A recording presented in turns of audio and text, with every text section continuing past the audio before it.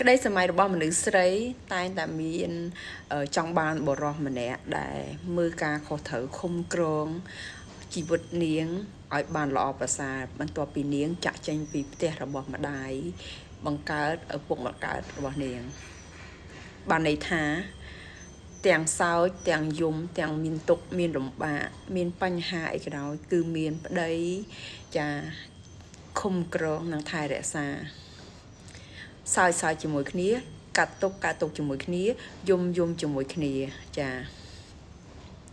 តាមមានស្ត្រីប្រហែលអ្នកដែលសំបំណងហើយមានស្ត្រីប្រហែលអ្នកដែលខកចិត្តនឹងជីវិតគូគ្រប់គ្នាចាសូម្បីតែខ្ញុំក៏ខ្ញុំគិតអញ្ចឹងដែរនៅពេលដែលខ្ញុំមានបញ្ហាគឺមានគ្រួសារខ្ញុំជាអ្នកឃុំក្រងថែរក្សាការពារចាឲ្យយើងសោចឲ្យយើងសុបាយឲ្យយើងមានក្តីសុខគ្រប់ខណៈពេលចានិយាយទៅសុភមង្គលគ្រួសារអ្នកណាក៏ចង់បានជាពិសេសស្ត្រីមេផ្ទះចង់បានខ្លាំងបំផុតមានស្នាមញញឹមនឹងគ្រួសារមានការសោយសប្បាយក្អាក់ក្អាយនៅក្នុងគ្រួសារហ្នឹងហើយការមើលថែទំនោរខុសត្រូវឪពុកម្ដាយឲ្យកូនរៀនបានសូត្រគ្រប់គ្រាន់មានហូបចុកគ្រប់គ្រាន់ស្លៀកពាក់ត្រឹមត្រូវមានអ្វីដែលគាត់ត្រូវការគ្រប់គ្នាប៉ុណ្ណឹងគឺសុភមង្គលចាតើបរោះទាំងអស់បានបំពេញតួនាទីអីហើយសម្រាប់ភរិយាអ្នកទាំងអស់គ្នា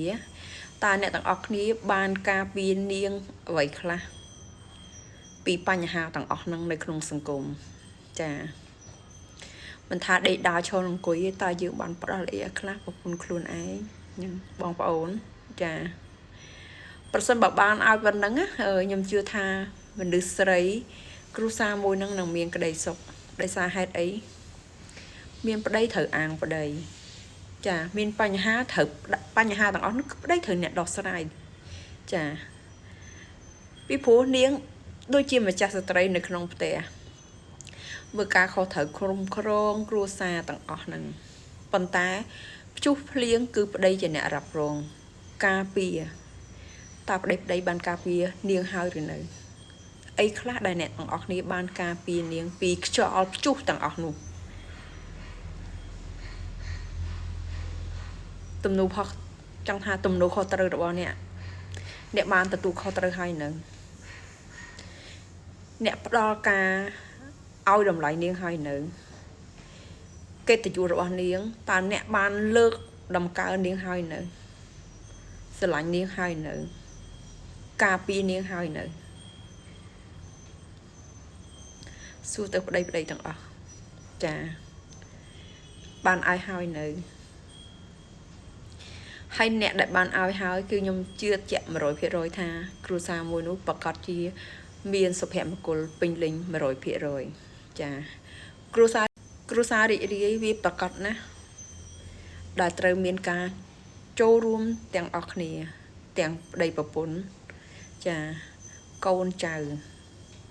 ជាពិសេសប្តីហើយនិងប្រពន្ធ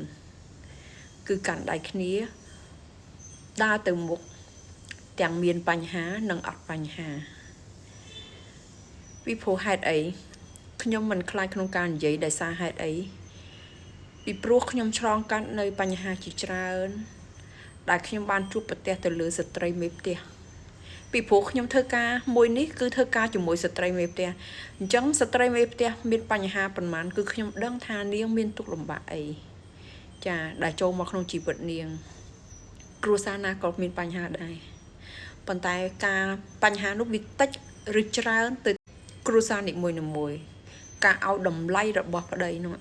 ឲ្យតម្លៃអីខ្លះទៅប្រពន្ធការពារអីខ្លះ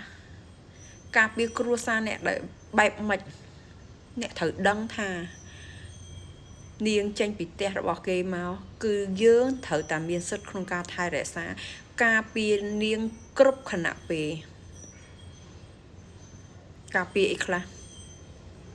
អ្នកគួរតែយល់តើអ្នកបានធ្វើហើយនៅហើយអ្នកប្រកបទេថាអ្នកបានការពារនិងមើលថែរក្សាទាំងផ្លូវកាយនិងផ្លូវចិត្តរបស់ភរិយាខ្លួនឯងហើយឬនៅតើអ្នកប្រកបប្រមាណភាគរយថាអ្នក ប្រកាសជាឲ្យក្តីសុខទៅប្រពន្ធរបស់អ្នក 100% រួចរាល់ហើយកុំភ្លេចគិតថាការរីកចម្រើនរបស់ក្រុមគ្រួសារគឺអ្នកទាំងអស់គ្នាទាំងពីរនាក់គឺជាអ្នកពូតដៃគ្នាដើរទៅមុខជំនះគ្រប់ឧបសគ្គមិនមែនតាមអ្នកឯងនោះទេចាអរគុណច្រើនជួបគ្នានៅវីដេអូក្រោយ